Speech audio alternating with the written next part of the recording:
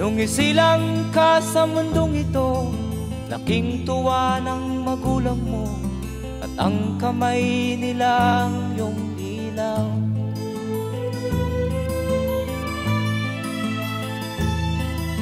At ang nanay at tatay mo'y di malaman ang gagawin, minamasdan pati pagtulog.